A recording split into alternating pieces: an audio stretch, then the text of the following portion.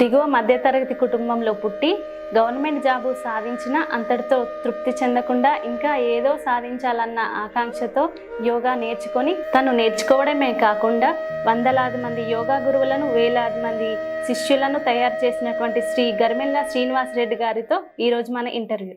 Sir నమస్కారం. Madam నమస్తే. Sir yoga అంటే డెఫినేషన్ ఏంటి, దాని గురించి చెప్పండి. Welcome to Swastika digital studio Hitec City Mancherial వారికి ముందుగా ప్రత్యేక ధన్యవాదాలు. యోగా అనేది మనకి యుజ్ అనే ధాతువు నుంచి వచ్చింది మేడం. యుజ్ అయితే అనేన ఇతి యోగ అనేది ఒక సాంస్క్రిట్, అది ఒక శ్లోక. యుజ్ అంటే కలవడం. దేన్ని దేనితోటి కలపాలంటే జీవాత్మ పరమాత్మతోటి మామేకం అవ్వడం. జీవాత్మ అంటే ఏంది? మన జీవితాన్ని నడిపించే ఆత్మ మేడం. పరమాత్మ అంటే యూనివర్స్ను నడిపించే సోల్. ఫర్ ఎగ్జాంపుల్ నేనున్నా మేడం, ఒక ప్రభుత్వ ఉపాధ్యాయుని. సో నాకు ఎమ్మెల్యే గారి పరిచయం ఉన్నారు అనుకోండి, నా ఎనర్జీ లెవెల్స్ కొంచెం ఎక్కువగా ఉంటాయి. అంతేకాకుండా గౌరవ ముఖ్యమంత్రి గారు నా భుజం మీద చేయి వేసి నన్ను పేరు పెట్టి పిలిచాడు అనుకోండి, అంటే నాకు ఇంకా పరిచయం పెరిగింది. అంటే శక్తివంతంగా ఉన్నటువంటి వ్యక్తులతోటి పరిచయం పెరిగింది. అంటే ఏంది, నా ఎనర్జీ లెవెల్స్ పెరుగుతూ ఉన్నాయి. ఒక తెలంగాణ ముఖ్యమంత్రి నేను అంత దగ్గరగా ఉంటే, ఇండియాకు ప్రైమ్ మినిస్టర్ ఉన్నారు. సో ప్రైమ్ మినిస్టర్ గారు నా భుజం మీద చేయి వేసి నన్ను మందలిస్తే నా ఎనర్జీ లెవెల్స్ ఇంకా పెరుగుతూ ఉంటాయి. అదే మాదిరిగా తెలంగాణను నడిపించే ఒక ముఖ్యమంత్రి, ఇండియాను నడిపించే ఒక పిఎం ప్రైమ్ మినిస్టర్, అలాగే యూనివర్స్ను నడిపించే ఒక ఎనర్జీ ఉంటుంది, అది universal soul, unlimited energy. So దాంతో కనెక్షన్ కావడమే యోగం. అంటే జీవాత్మ పరమాత్మతోటి మామేకం కావడం. అంటే మన ఎనర్జీ లెవెల్స్ ఒక సర్కిల్, కుచించుకుపోయినటువంటి ఎనర్జీ లెవెల్స్ను మనం విశ్వవ్యాప్తం చేయడం, అది యుజ్. ఇక పతంజలి, మనకి యోగాలో ఫాదర్ ఎవరంటే పతంజలి మహర్షి మేడం. సో వారేం చెప్పానంటే, యోగ చిత్తవృత్తి నిరోధ, అంటే యోగా చేయడం వల్ల చిత్తంలో ఉన్నటువంటి వృత్తులను నిరోధించడమే యోగం అని చెప్పారు. చిత్తంలో మన మైండ్లో పర్ డే 40,000 ఆలోచనలు వస్తాయి మేడం. 40,000 ఆలోచనలు పెరుగుతూ ఉంటే మన జీవితం దుర్బలంగా మారుతుంది. మనం ఏకాగ్రత జ్ఞాపక శక్తి కోల్పోతుంటాం. మన శరీరం రోగమయం అవుతుంది. అసలు మనిషి ఒక జంతువులాగా తయారవుతాడు అన్నమాట. అట్లా కాకుండా లిమిటెడ్ థాట్స్, అంటే అనవసరమైనటువంటి ఆలోచనలను మనం తగ్గించుకొని, వైరస్ ఆలోచనలను తగ్గించుకొని ఒక పరిమితమైనటువంటి ఆలోచనలు మనకు వస్తే మనకు అమోఘమైనటువంటి ఏకాగ్రత జ్ఞాపక శక్తి పెరుగుతూ ఉంటుంది. సో పతంజలి మహర్షి ఏం చెప్పాడంటే, యోగ చిత్తవృత్తి నిరోధ, అంటే మనం యోగా చేయడం వల్ల చిత్తంలో ఉన్నటువంటి ఆ వృత్తులని, ఆ థాట్స్ని నిరోధించడమే యోగం అని చెప్పాడు. అలా చెప్పడమే కాకుండా పతంజలి మహర్షి ఏం చెప్పాడంటే, ఒకవేళ యోగ ద్వారా నువ్వు చిత్తంలో ఉన్నటువంటి వృత్తులను నిరోధించుకుంటే ఏం జరుగుతుంది, నిరోధించుకోకుంటే ఏం జరుగుతుంది అని కూడా చెప్పాడు.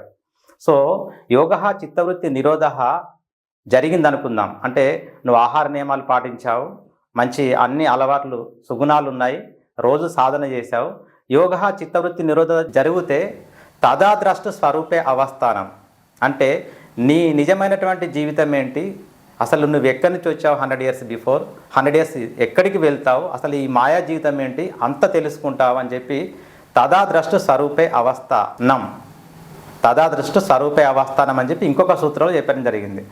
ఇక ఒకవేళ యోగా సాధన చేయలేదు, మామూలు సామాన్యమైనటువంటి మానవ జీవితం, అప్పుడు ఏమని చెప్పారు, లెఫ్ట్కి వృత్తి సారూప్యం ఇతరత్ర అని చెప్పారు. అంటే నువ్వు వృత్తులలో నివసిస్తావు బాబు, అంటే రోజు రకరకాల ఆలోచనలతోటి, రకరకాల అలవాట్లతోటి, రకరకాల చెడు వ్యసనాలతోటి నువ్వు జీవిస్తావు అని చెప్పడం జరిగింది. అంటే వీరు చెప్పినటువంటి ఉద్దేశం ఏంటంటే, యోగ చిత్తవృత్తి నిరోధ, అంటే యోగా ద్వారా మనం బాగా సాధన చేసి చిత్తంలో ఉన్నటువంటి వృత్తులను నిరోధిస్తే మనకు రైట్ సైడ్ ఒక పెద్ద హైవే ఉంటుంది, అది బృందావనం లాగా ఉంటుంది, నందనవనం లాగా ఉంటుంది, మంచి పూల మొక్కలు ఉంటాయి, మంచి హైవే ఉంటుంది, లైఫ్ చాలా ఆనందంగా ఉంటుంది, చాలా బ్రహ్మాండంగా ఉంటుందని చెప్పడం జరిగింది. అట్లా కాకుండా యోగా చేయకుండా ఆ చిత్తంలో ఉన్నటువంటి వృత్తులను నిరోధించకుండా ఉంటే లెఫ్ట్ సైడ్ నీకు ఒక ముళ్ళ బాట ఉంటుందని చెప్పడం జరిగింది. ఎవరు?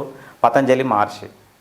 అదే మాదిరిగా భగవద్గీత ఏం చెప్పిందంటే, సమత్వం యోగ ఉచిత అని చెప్పిందన్నమాట. అంటే మనిషి లాభాల్లో, నష్టాల్లో, కష్టాల్లో, సుఖాల్లో, జయాల్లో, అపజయాల్లో చెలించకుండా సమతుల్యంగా ఉన్న వ్యక్తే నిజమైన యోగి అని చెప్పడం జరిగింది. అంటే యోగా సాధన ద్వారా నీకు కష్టం వచ్చినా, నష్టం వచ్చినా, లాభం వచ్చినా, నష్టం వచ్చినా, జయం వచ్చినా, అపజయం వచ్చినా నువ్వు సమతుల్యంగా ఉంటావని భగవద్గీత చెప్తుంది.